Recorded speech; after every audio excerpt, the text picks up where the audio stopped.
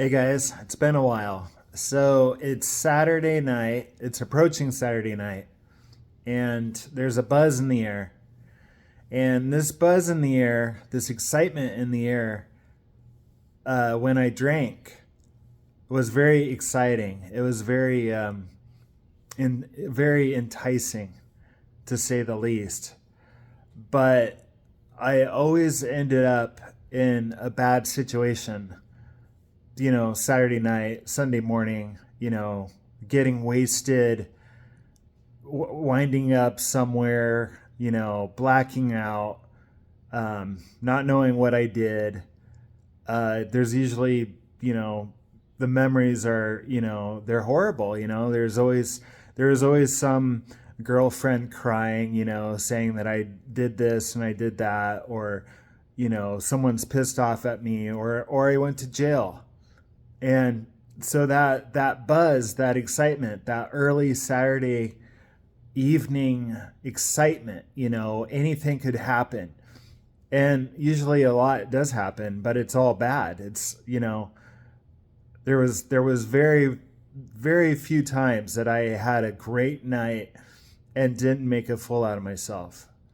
So if you're thinking about going out and drinking, just realize that the times when Friday and Saturday are like the most dangerous times to go out, and the most violence happens on Friday and Saturday night in America. People go out, they go to the bar, and then they're by midnight they're fighting in the street, or they're trying to hook up, and it's just chaotic. It's like you get into this animalistic bestial vibration, very low vibration. There's fighting and fucking, basically. All right, and it's like prehistoric vibrations. And I just want you to realize that there's a vibration of excitement that happens in sobriety that's a lot deeper, and it's more connected to the universe.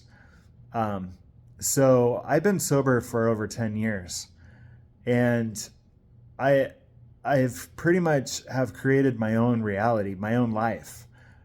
And right now I'm excited because tonight I'm going to dance. I'm going to dance in this room, and I'm going to get closer to God, and I'm going to celebrate my life because I've survived so many horrible things from drinking. I'm going to celebrate that I'm still alive. I'm going to celebrate my friends who have passed away. Before I listen to 90s music or new metal music tonight, I'm gonna thank them. I'm gonna say thank you, Rich. This is for you, Rich. Before I listen to Limp Bizkit, this is for you, Sean. Before I listen to Korn, this is for you, Haas. When I listen to something else, and I'm celebrating life for them. And I know this might sound weak, but just hear me out. Here's another thing. I have a little bit of autism, and I never shared it on this channel. But what I like to do is I like to rock back and forth. So I'm on my little platform, and I'm looking out that front door, and I can see just all the blossoms of spring. All the blossoms on the tree. The air smells sweet. It's warm out. It's like 70, and it reminds me of that summertime bliss. But it means a lot more now. And the alcohol never led me to any kind of enlightenment. And even if I did have really great times on alcohol, a lot of it's faded, or I don't even remember it because I blacked out, or it just gets, after decades of partying, you don't really remember any of those great times. I mean, they're kind of meaningless. The memories I do remember is in sobriety, and fasting, or jogging now, or creating videos and helping others. You guys are leaving awesome comments, and keep them coming. I love your comments because you guys are my friends. You guys are my tribe. And, this guy left a comment today that, he's been sober. I think it's a he. Sorry if you're not a he. He said that he has been sober for 6 years and he hates it because he feels like he's imprisoned in his home. And I know that feeling. And, if that's the worst thing that happens in sobriety, feeling a little bit of loneliness, then so be it. Create your own world. Use your imagination again. When we were kids and we played, I could ride my bike in circles in the driveway for hours and just play in my imagination. And, maybe I have a little bit of a more resilience than people because I have autism. So I'm used to being alone. But I got this cool, I got this shrine here. And that's my favorite movie right there, Shawshank Redemption, okay? Andy, the white guy, he was in prison for 19 years. And he broke free. And every morning I wake up, I say, morning, Andy, morning, Red. We broke free. We're free. The Great Awakening's here, And yeah, I have felt imprisoned in my own world, being sober, not having any of my old drinking friends. And you might be like, oh, that's a movie, it's made up. But that somewhere in the world with thousands of possibilities, that there's a couple like that, And I don't know if you can see this movie, but these are the monks in the Swiss Alps in a monastery. They gave everything away and they just worship Jesus. They just worship God. They gave away everything to become monks. And their thing is routine, okay? Same with people in prison. There's routine and there's structure and there's camaraderie too. And that's what I like about my sobriety, is that I have a routine. And you guys are my tribe. You guys are my camaraderie. When I was in Job Corps, I had a lot of guy friends. When we were working on tugboats in our 20s, and we used to wear button-up shirts with this color, like the train jersey, or the blue collar button-up shirts. And I used to hang out with these guys and we'd work on the tugboat, and then we go to the cafeteria for chow time at noon, and all the girls would watch us because we were the coolest, strongest men in Job Corps, because all the other programs were kind of wimpy. They were like clerical, culinary, apartment manager, stuff. But the cool kids, the guys who were the most ripped and good looking, they were in the Merchant Marines, and I was part of that group. But I loved like goofing around with the guys. When guys get together, they tease each other and they goof around and they play tricks on each other. And I don't ever like being bullied or tricked, but I would watch from the sidelines as they teased other people, and I was one of the cool guys. They didn't mess with me, thank goodness. But I miss that camaraderie with guys, and but so that's why I watch movies like Shawshank Redemption. You got to go a little crazy when you get sober, because you're gonna get rid of your old friends. And here's the thing, your old drinking friends, even though you may have had a blast with them, they're going to move on to someone else that they can party with. So it doesn't really matter. They don't really care about you, okay? You can tell them that you got sober and they'd be like, "Oh, congratulations, good job." But really, they're just waiting for you to drink again, okay? Your sobriety makes them feel a little uneasy, a little uncomfortable. And they might pretend they support you, but they're waiting for you to relapse. They're waiting for you to go, okay, guys, I'm kidding. Let's go get drunk. Okay, they're not your real friends. They're your party friends. And I got rid of all my party friends. And if I am a recluse now, you know, I love my life.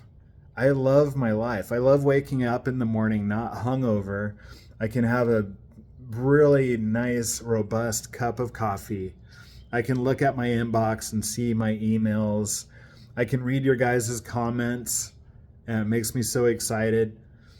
So I've basically gone from being the self-centered town drunk to now at least sharing my story and hoping some of you guys are appreciative and maybe it helps you stay sober or it helps you get sober. And so yeah, the point of this video is, you know, I've been sober for over 10 years and my fun is very innocent now. Like, it's Saturday night, I'm going to turn on some 90s music or new metal and I'm going to just go around, you know, I'm pacing right now, but tonight I'm going to be dancing and goofing out and laughing at myself and celebrating life because I'm still alive. And if you're watching this, you're, you know, you're very lucky if you're still alive. I mean, we're very lucky if we survived our party, you know, our partying, our 20s. I mean, that was really crazy. But there's just something more in life than drinking. Like I said, all those memories drinking are kind of faded now. They don't really matter. You know, nothing came from it.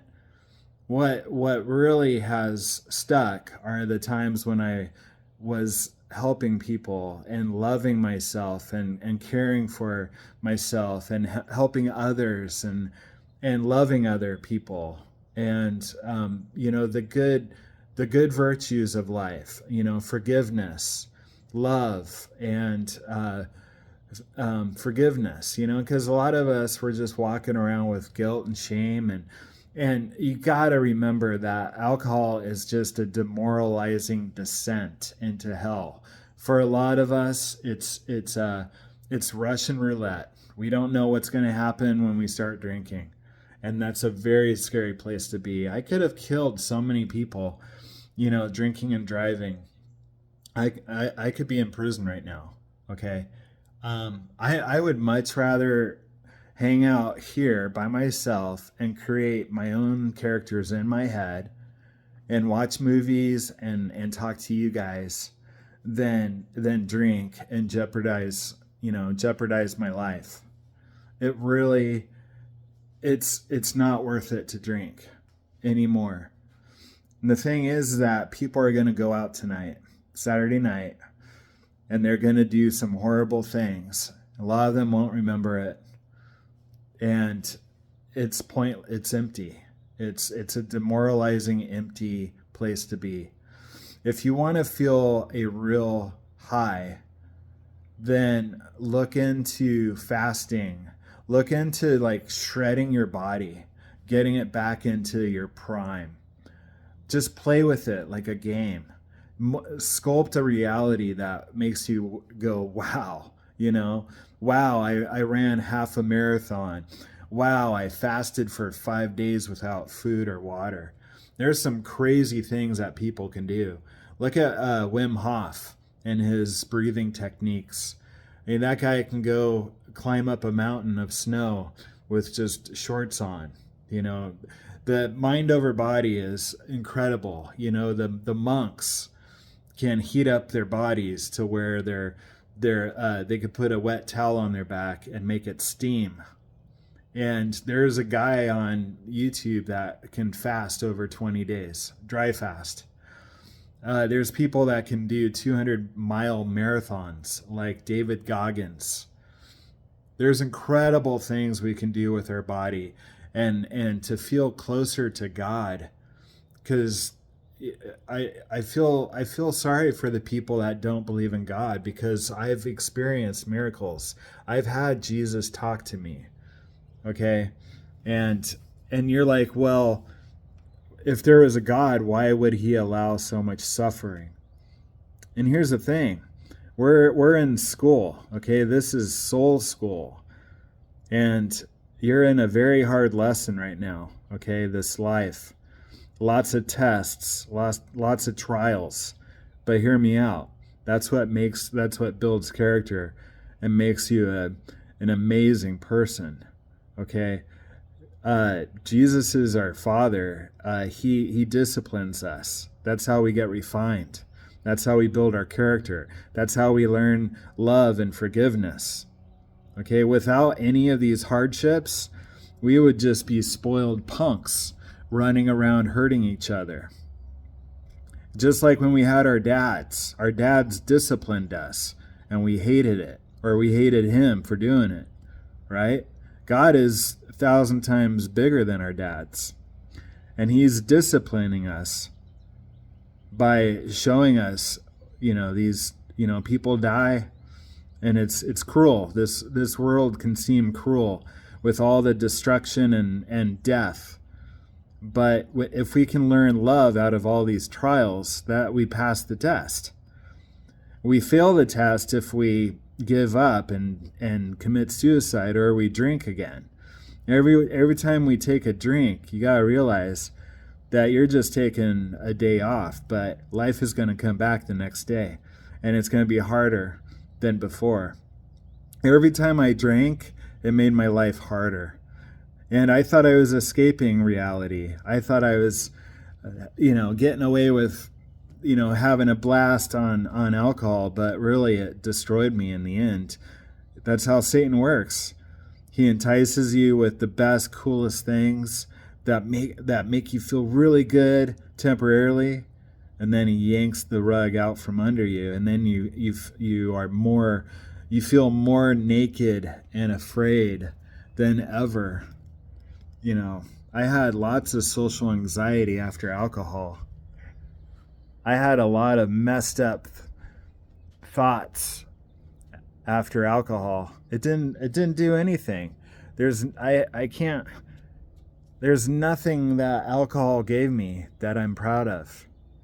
Okay, even if it was, dating some cute girls, it doesn't matter because I bombed it, got drunk and acted stupid, and they didn't want anything to do with me. Never got a job being drunk, a job offer when I was drunk. Never created great music when I was drunk. Never did anything great drunk.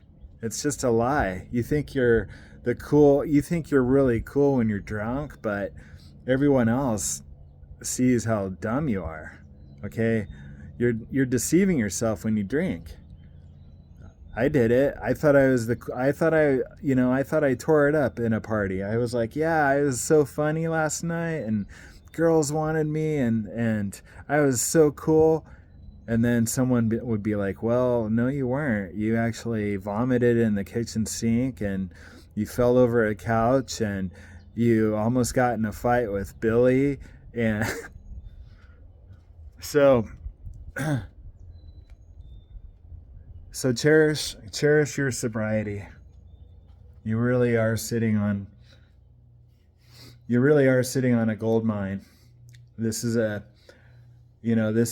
awesome spiritual journey. And I'm 51 now, and I have so many memories and so many friends and so many people that I've met over the years.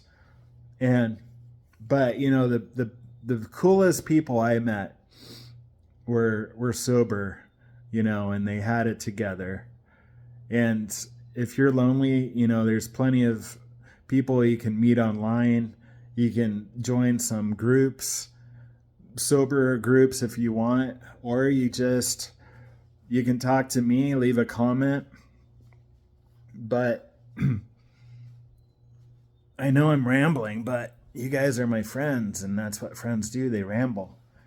And so I'm going to I have a playlist tonight.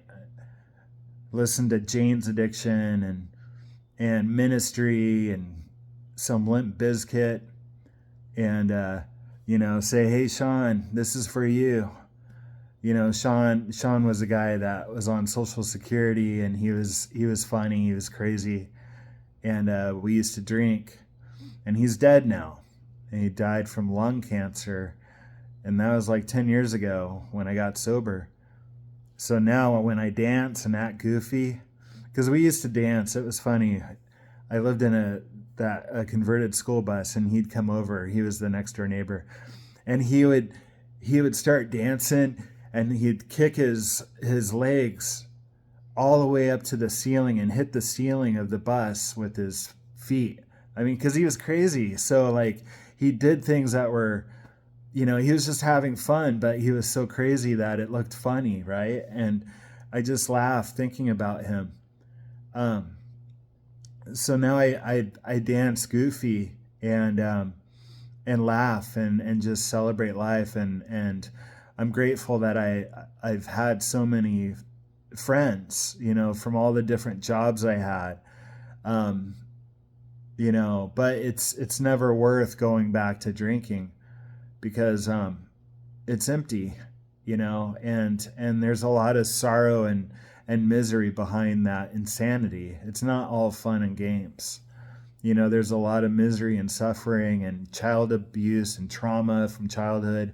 The people I live next door to, all the guys that were on Social Security, they all had horrible dads, horrible, horrible childhoods, and yeah, it was fun to drink with them, but they had to go back to their reality the next day, and me too, and the reality is you're more scared than ever, and you're hungover, and you know you've damaged your body and maybe your house or your car, and you just feel like crap the next day, and it's not worth it, because then you got to rebuild and start all over, and it's just a roller coaster, and it's not stable.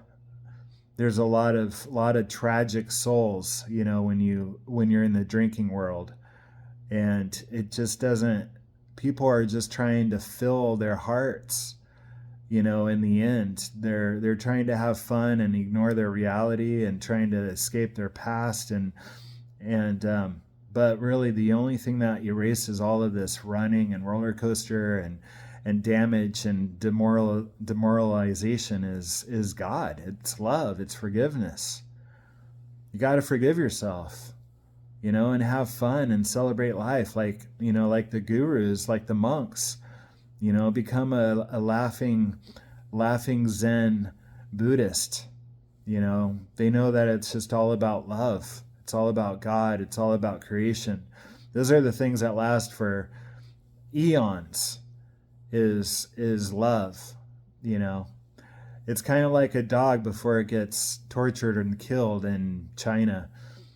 I saw this clip. I won't get graphic, but the dog will wag its tail till the very end. I'll just put it that way. So be the dog that wags its tail till the very end, and smile and love people. Okay? We there's no point in bragging about how wild we were, or how evil we were, or how many people we slept with, or how many cars we bought, or all of this material stuff. It's empty, and it doesn't fill the soul. It doesn't fill the heart. What really stands the test of time is love, peace, joy, forgiveness, acceptance, and maybe helping some other people along the way. Kind of like a Slayer show. Before Slayer starts playing, the singer says, make sure everyone, if someone falls, make sure you pick them up in the mosh pit, because it's going to get freaking crazy. And that's life. And I'm here to pick you guys up because you helped me when I was feeling down. I mean, life is a huge freaking mosh pit, and there's evil lurking around every corner. But then there's some fat guy in the middle that can knock everyone down, and he's smiling, and he's fun, and he's like a older brother that you love, because he's a rock, and that's God, just the smiling big Buddha that can knock anyone down. And that's kind of like the storms of this life, the storms of change. Endure the storms of change and help some people so they don't get knocked down, and just smile. The people that smile and they don't say anything, they're the ones that can kick ass. The fighters, the little fighters that run around talking the most crap, they usually get knocked down. It's the quiet fighter that just grins a little that I would be scared of. And that's, make this reality a game. I mean, you don't have to be a little crybaby about this life. I mean, you can make anything you want. It's a blank slate. When you get sober, the world is your oyster. I don't care how old you are. I didn't make any money until I was 46. Now I make multiple six figures a year, and I don't even work anymore, and I'm kind of laughing about it. I mean, yeah, I worked my ass off for 10 years for it, but now I'm living an amazing life. Money's taken care of. I lost 50 pounds this last year. It's not a big thing. You just stop eating crap. And if you want to make money, check out internet marketing. If you're lonely, find some sober people. If you can change anything in this life, even if you're really bad off. I mean, there's homeless people that died millionaires. No one knew. They were like, wow, that guy died. Did you know that homeless guy down the street, he died and actually had $1 million in the stock market? That's what I love, those stories, those rags to riches stories, and then rags again, and then riches again. Do it like 3 times. Rags to riches to rags to riches. Yeah, because it's all in here. I mean, you can bend your reality, make anything you want. This is your life. If you don't like your reality, change it. I used to have a friend. I used to hang out with this older guy. He was really cool. He went to Ivy League school, but he was really chill and had long hair now, and he was an artist. And I used to complain to him, and he just said to me really simply, he's like, if you don't like your life, change it. And he's exactly right. You're not a victim to circumstances. Anyone can change their reality. If you don't like something, change it. I was fat, now I'm thin. I was broke, now I'm making 6 figures a year.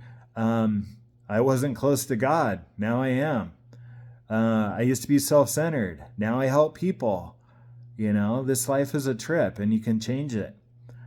So I love you guys. Stay with me. Stay on this journey with me of sobriety. Don't go out tonight. And if you got sobriety, leave a comment. How long have you been sober?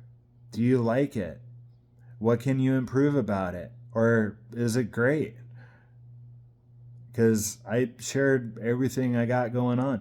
So back to the rocking back and forth. Autism, stimming. They call it stimming, rocking back and forth. I have a whole nother YouTube channel on my autistic journey, rocking back and forth. So if you have weird habits and routines, like stimming, like maybe clicking or tapping or whistling or rocking back and forth like this. See, I got my cables. See my cables? I fight along with UFC, or I can't see UFC, MMA. This is 65 pounds. All right. And I do curls, and then my 45 cables, I do this along with fights. And then when I can't punch anymore, I go down onto the yoga mat and do plank. So I do curls, punch, and then drop and do plank and push-ups. And check this out. Look at that. It's coming back. It's coming back. So yeah, you can do anything you want. You are God. You are a co-creator with God. So make a reality that you love waking up to. I love waking up now. I hated waking up when I was drinking. Waking up hungover, scared, trembling.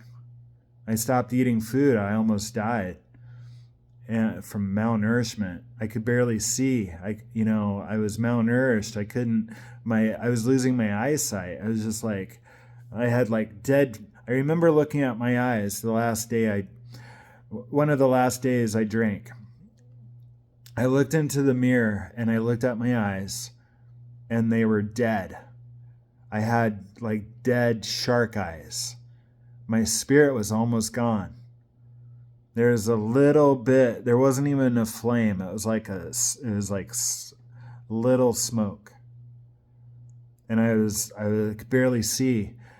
And I knew at that moment, I was like, this is the last time you're going to drink. And I drank like maybe another month and then I was done. And that was it. Had a couple 2-day relapses, but I've been sober without relapse for 10 years. And I love life, and it's fine to be goofy. Sober and goofy is way cooler than being drunk and acting cool, because you're not cool. Okay, you're just lost and you're scared and you're just taking a temporary break from reality. But when you come back the next day hungover and angry, you gotta go back to work. Just remember what I said. Sobriety is king.